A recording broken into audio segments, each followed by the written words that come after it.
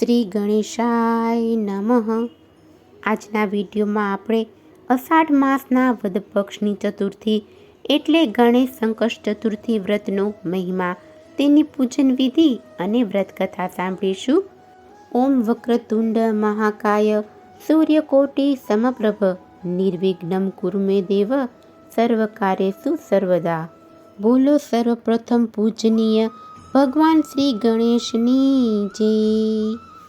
દરેક માસમાં બે ચતુર્થીની તિથિ આવે છે, સુદ પક્ષની અને વદ પક્ષની. બંને ચતુર્થી તિથિના સ્વામી ભગવાન શ્રી ગણેશ છે. સુદ પક્ષની ચતુર્થીને વિનાયક ચતુર્થી. વિનાયક ચતુર્થીમાં ગણેશજીની પૂજા આરાધના થાય છે. તેમાં ચંદ્ર દર્શન નિષેધ માનવામાં આવે છે. અને વદ પક્ષની ચતુર્થીને સંકષ્ટ ચતુર્થી કહેવામાં આવે છે. સંકષ્ટ ચતુર્થીના દિવસે ભગવાન શ્રી ગણેશની સાથે ચંદ્રદેવની પૂજા થાય છે. તેમાં પણ આ અષાઢ માસની સંકષ્ટ ચતુર્થી, જેને ભાલચંદ્ર ગણેશ ચતુર્થી તરીકે ઓળખાય છે, તેનો ઘણો જ મહિમા છે. આજના દિવસે જે પણ ભક્તો ભગવાન શ્રી ગણેશજીનું વિધિ વિધાનથી પૂજન કરશે તો તેના જીવનમાંથી દરેક સંકટો, બાધા, વિઘ્નો દૂર થશે. ભગવાન શ્રી ગણેશજીનું આજે જે ભક્તો વ્રત રાખે છે તેના સર્વ દોષ, પાપ, ગ્રહ બાધા, નડતર આદિનું શમન થાય છે. ભગવાન શ્રી ગણેશ કે જે સર્વપ્રથમ પૂજનીય મનાય છે. આપણે કોઈ પણ શુભ કાર્ય કરીએ ત્યારે ભગવાન શ્રી ગણેશનું સ્મરણ અવશ્ય કરીએ છીએ. ભગવાન શ્રી ગણેશની પ્રિય એવી આ ચતુર્થી તિથિના દિવસે જે ભક્તો ભગવાન શ્રી ગણેશનું પૂજન કરે છે, તેમાંય ખાસ કરીને દુર્વા અર્પણ કરે છે, ધૂપ, દીપ, નૈવેદ્ય આદિથી પૂજન કરે છે, તેને ભગવાન શ્રી ગણેશના આશીર્વાદ ચોક્કસથી પ્રાપ્ત થાય છે. સંકષ્ટ ચતુર્થીના દિવસે ચંદ્રદેવે ભગવાન શ્રી ગણેશને પ્રસન્ન કર્યા હતા. એટલા માટે પ્રભુએ તેમને વરદાન આપેલું છે કે આજે જે કોઈ ચંદ્ર દર્શન કરશે તેના ભાગ્યનો ઉદય થશે. માટે વદ પક્ષની ચતુર્થીમાં ચંદ્રદેવનું દર્શન કરવામાં આવે છે. જો કે અત્યારે અષાઢ માસ હોય, વરસાદી વાતાવરણના લીધે ચંદ્ર દર્શન ન થાય તો ચંદ્રદેવનું નામ સ્મરણ કરી અને તેમનું પૂજન કરી ભગવાન શ્રી ગણેશનું પૂજન કરવું. હવે આપણે જાણી લઈએ ચંદ્ર દર્શનનો સમય. આજના દિવસે ચંદ્ર દર્શનનો સમય 9:30 વાગ્યાની આજુબાજુ રહેશે અને ત્યારબાદ જ એકટાણું કરવું. ગામ શહેર પ્રમાણે ચંદ્ર દર્શનનો સમય અલગ અલગ હોય છે. સંકષ્ટ ચતુર્થી કે જેના નામ પરથી જાણી શકાય કે સંકટોનું શમન કરનાર, સંકટોને દૂર કરનાર આ ચતુર્થીની તિથિનું વ્રત છે. ભગવાન શ્રી ગણેશને ચતુર્થીની તિથિ ઘણી જ પ્રિય છે, કેમ કે ભગવાન શ્રી ગણેશનો જન્મ ચતુર્થીના દિવસે થયો હતો. તેમજ તેમના લગ્ન પણ ચતુર્થીના દિવસે અને તેમના ઘરે પુત્ર રત્નનો જન્મ પણ ચતુર્થી તિથિના દિવસે થયો હતો. એટલા માટે ચતુર્થીની તિથિ તે ખૂબ શુભ માનવામાં આવે છે. સંકષ્ટ ચતુર્થીનું વ્રત દરેક દુઃખોનો નાશ કરનાર, દુઃખોમાંથી મુક્તિ દેનાર આ વ્રત છે.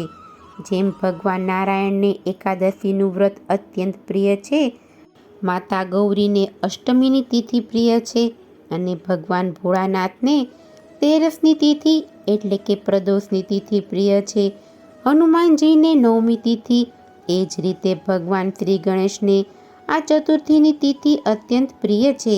ચતુર્થીના દિવસે ભગવાન શ્રી ગણેશનું પૂજન કરવા માટે ચતુર્થીના દિવસે સવારે વહેલા ઉઠી સ્નાનાદિથી પરવારી સ્વચ્છ વસ્ત્ર ધારણ કરવા, આપણા ઘરના મંદિરની સાફ સફાઈ કરવી અને ગણેશજીની મૂર્તિ કે ફોટો આપણા દરેકના ઘરમાં હોય જ છે, તેનું બાજોટ ઉપર સ્થાપન કરી તેમની બાજુમાં રિદ્ધિ અને સિદ્ધિના સ્વરૂપમાં 2 સોપારી રાખવી અને સોપારી નીચે પૈસો રાખવો. ત્યારબાદ ધૂપ, દીપ, નૈવેદ્ય આદિથી પ્રભુનું પૂજન કરવું અને આરતી કરવી અને ભોગ ધરાવો. ભોગમાંના ચૂરમાના લાડુ, ચણાના લાડુ કે બુંદીના લાડુ ધરાવી શકાય છે. અને આજના દિવસે ગણપતિજીને દુર્વા ખાસ અર્પણ કરવા જોઈએ. ભગવાનના શ્રી ચરણોમાં આપણે જ્યાં પ્રભુને ભોગ લગાવ્યો છે તે ફૂલ કે ફળ કે લાડુ મીઠાઈ છે તેની ઉપર પણ એક એક દુર્વા પધરાવવા જોઈએ. ત્યારબાદ પ્રભુનું નામ સ્મરણ કરી અને મંત્ર જાપ કરવા. હવે આપણે ગણેશ સંકષ્ટ ચતુર્થી વ્રતની વ્રતકથા સાંભળીશું. બોલો ગજાનન ગણપતિ મહારાજની જય. સોનકાદી ઋષિઓ બોલ્યા, હે મહાત્મા, આપ અમને અષાઢ મહિનામાં આવતી સંકષ્ટ ચતુર્થી વ્રતનું મહાત્મ્ય કહો. ત્યારે સૂચિ કહે છે, હે ઋષિઓ, અષાઢ માસની ગણેશ સંકષ્ટ ચોથ ભાલચંદ્ર ગણેશ ચતુર્થી તરીકે ઓળખાય છે. ગણપતિના લલાટે ચંદ્ર શોભે છે, જે ભગવાન શિવના મસ્તકે શોભાયમાન ચંદ્રમાનું સંક્ષિપ્ત સ્વરૂપ છે. ઓમ ભાલચંદ્રાય નમઃ. આ મંત્રના જાપ સાથે ચોથના દિવસે ગણપતિજીનું વ્રત અને વિધિપૂર્વક પૂજન કરવું જોઈએ. મહિજીત રાજાની આ કથા વ્રત સાથે સંકળાયેલી છે. દ્વાપર યુગમાં મહિજીત નામનો રાજા થઈ ગયો. તે મહસ્મતી નગરીનો રાજા હતો.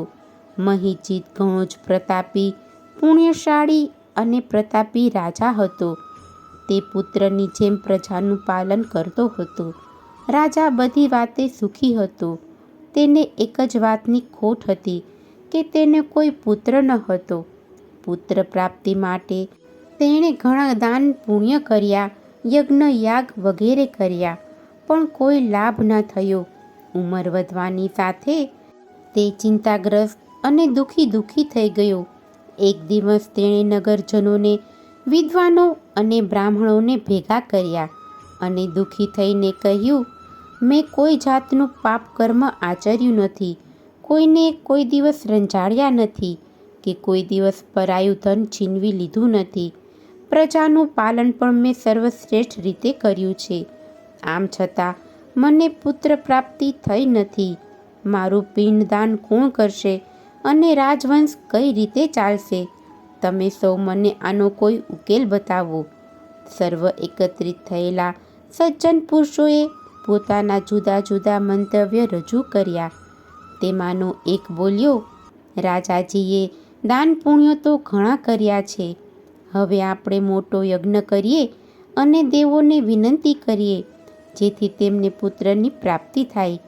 ત્યારે બીજા ભાઈ બોલ્યા, સમગ્ર રાજ્યમાં દાંડી પીટાવો કે સર્વ નગરજનો રાજાને પુત્ર પ્રાપ્તિ થાય તે માટે પોતપોતાના ઈષ્ટદેવને પ્રાર્થના કરે. અંતે સર્વની ચર્ચાનો સાર એ નીકળ્યો કે રાજ્યના વિદ્વાનો, બ્રાહ્મણો તેમજ નગરજનો નગર ત્યજી વનમાં જઈ તપસ્યા કરી અને રાજાને પુત્રની પ્રાપ્તિ કાર્યમાં સહભાગી બને. આમ સર્વેએ વનમાં પ્રયાણ કર્યું. તેઓ એકાંત સ્થળ શોધી ત્યાં તપસ્યા કરવા ઈચ્છતા હતા. ત્યાં તેમને તપસ્યામાં લીન મુનિના દર્શન થયા. ભવ્ય લલાટ, મુખ પરની કાંતિ અને લાંબી શ્વેત દાઢી અને જટા તેમની ઉગ્ર તપસ્યાની ચાડી ખાતા હતા. પદ્માસનમાં બિરાજમાન મુનિ પ્રભુ સ્મરણમાં લીન હતા. સર્વ તેમની પાસે પહોંચ્યા. તપસ્યા કરનાર મુનિનું નામ લોમેશ મુનિ હતું. બધા તેમની નજીક આવ્યા ત્યારે મુનિએ આંખો ખોલી અને સર્વને ત્યાં આવવાનું પ્રયોજન પૂછ્યું. ત્યારે સર્વ નગરજનોએ હાથ જોડી પ્રાર્થના કરતા કહ્યું, હે મુનિવર, અમારા રાજા દયાળુ, પ્રજાપાલક, શૂરવીર અને ધર્મવત્સલ હોવા છતાં તેમને એક પણ સંતાન નથી. તેમને પુત્રની પ્રાપ્તિ થાય તે હેતુથી અમે વનમાં તપ કરવા આવ્યા છીએ. હે મુનિશ્રી, આપ તો ત્રિકાળદર્શી છો. આપ અમને માર્ગદર્શન આપો એવી આપને પ્રાર્થના છે. નગરજનોની વાત સાંભળીને મહર્ષિ લોમેશ ધ્યાનમગ્ન બન્યા. થોડી વાર બાદ તેમને આંખો ખોલી અને બોલ્યા, હે પ્રજાજનો, તમે ધ્યાનપૂર્વક સાંભળો.